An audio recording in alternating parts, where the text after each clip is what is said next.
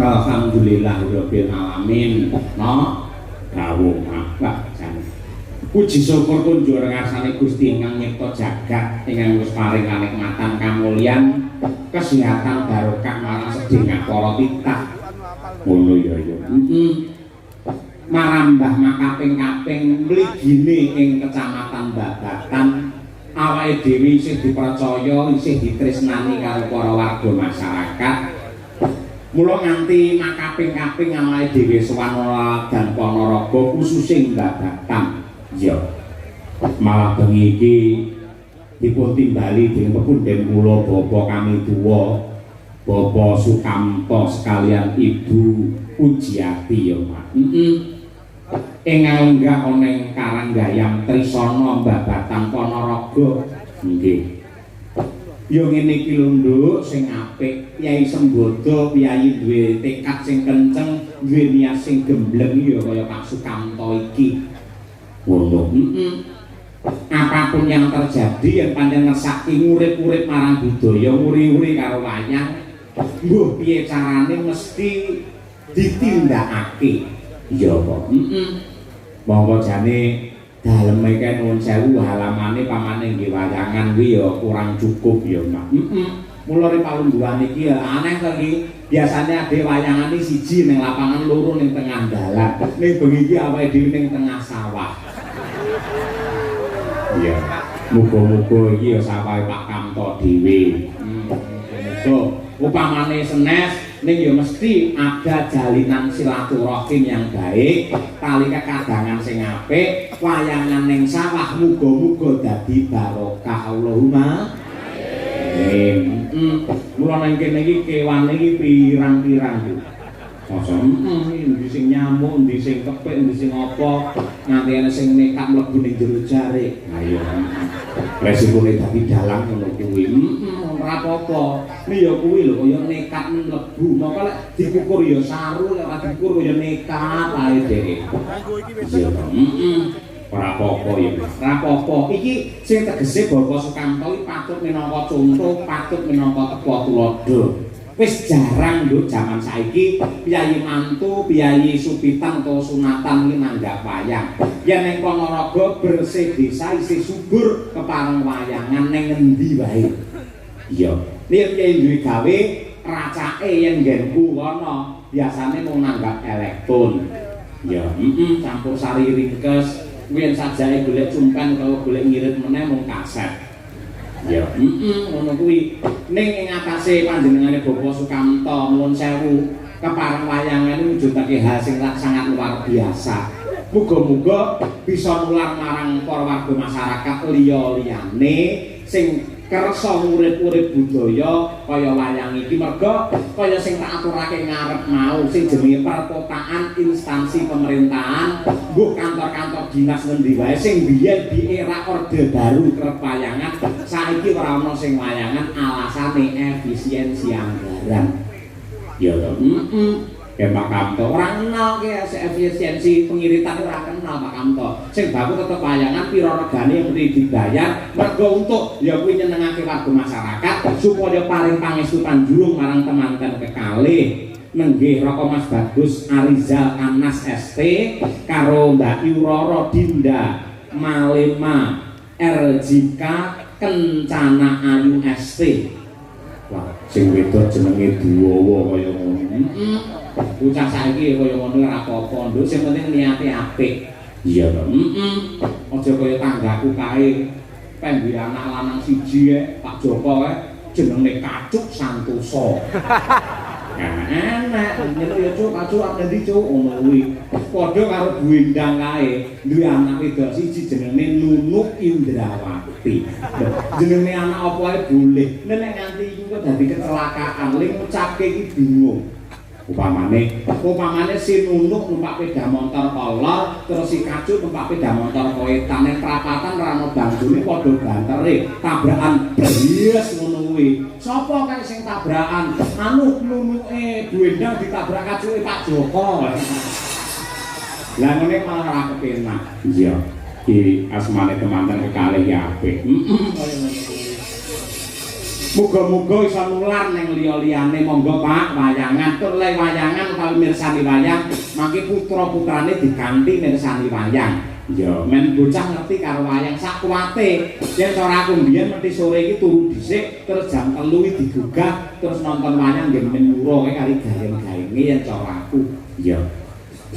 Men ora kepaten ngobor wayang tetep ditresnani karo akeh, ora mergo aku seniman dalang. Terus wayang ben eksis aku ben payu ki ora. Wayang ini milik kita bersama, semua warga masyarakat mempunyai kewajiban untuk melestarikan. Ya, Pokok jaman sing wis kaya ngene lho Nduk, golek sandang pangan ki angel kaya ngene, pemerintah gawe kebijakan sosok yang malah bingungke masyarakat, gawe kebijakan malah gawe rekasane warga masyarakat ning tekad suci dari Bapak Sukamto untuk memberi hiburan dan mengangkat seni budaya wajib diacungi jempol. Tepuk tangan untuk Bapak Sukamto kami tua. Hebat, sangat luar biasa. Mundur kemanten utawa boyo manten ya Pak. Muga-muga kemanten kekalih pikantuk wahyune judu, keluarganipun sakinah mawaddah warahmah penuh dengan barokah, anane mung guyub rukun lan kagungan wujude katresnan minangka talining bebrayan, wujude putra kaya golek kencana sing bisa tata jama minangka penyambuni umur lan uga dalan kamulyane wong tuwa. Iya, ngono ya Pak. Mau Pak Kamto ya kepareng paring dawuh ngersakake lelagon. Larase slindro patete 9. Iya, Pak. Ngono kuwi. Assalamualaikum warahmatullahi wabarakatuh. Pak Dalang, waalaikumsalam. Nyuwun gendhe ngimpi dipun dawani angka kalih sesedeman kagem warga masyarakat Karanggayam Trisana selamat mirsani. Ya, saking Bapak Sukamto. Ugi ngaturaken sungkem bekti marang Ibu Nyai ing Pondok Pesantren Anur, Ibu Nyai Ismi sing biyen nate nimbali awake dhewe, mau malah kepareng utusan Cundaka sesuk-esuk bar wayangan awake dhewe supaya sowan ana ing Pondok Anur. Ngestake dawuh Ibu Ismi. Kaya ngono. Bu Kesi monggo diaturke Bu Kesi iki langgang ngimpi kemadhep karo katresnan. Ya, cocok karo temane bengi iki. Kuwi jan sindene ya seragame ya anyar. Jarike anyar, bayake anyar, lendange anyar. Apik kemenanan bos, kemenanan. Iya, muga-muga iso dadi Dewi Sri mergo sebelah iki pari. Ya. Oke, bapak-bapak mriku mboten gatel Pak Indang. Mboten nggih, tetep semangat nggih. Mugi-mugi mboten enten kodhok nggih. Mulai nganti enten kodhok mang tutuk kodoke loro malian. Ha iya, sing penting sehat selalu nggih Pak nggih. Monggo niki mang midhangetaken menika swantenipun Bu Kesi wiwit saking pangkur nyimpinipun. Monggo Pak Kamto kangge jampi saya. Ya.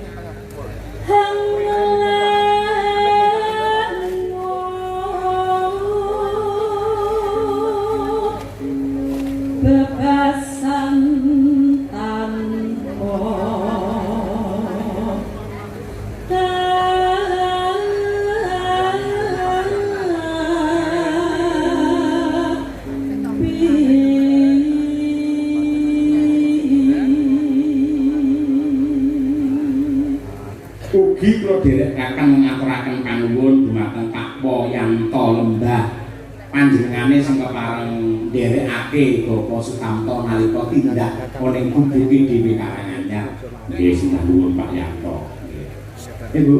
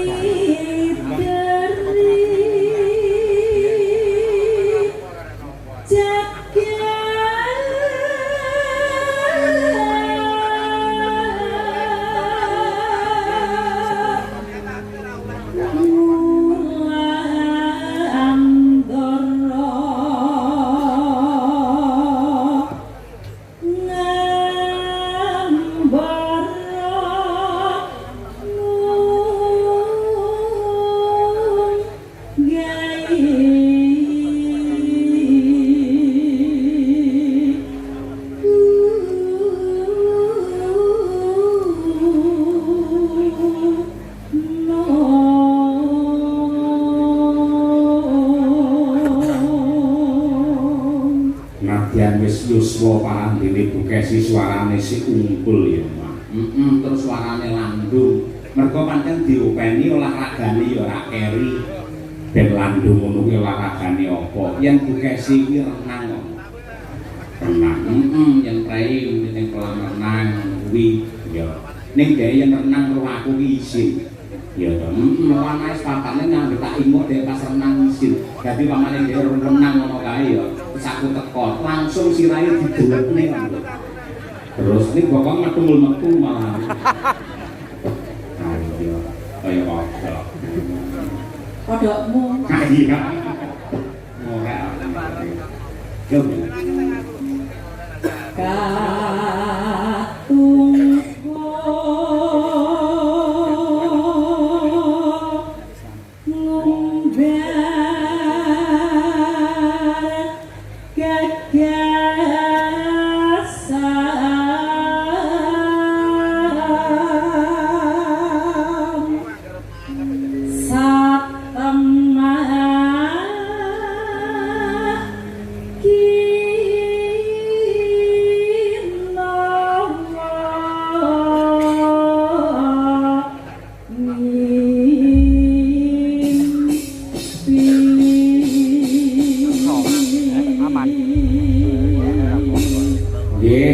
monggo sak langgamipun duke gelar pamayan. Yo.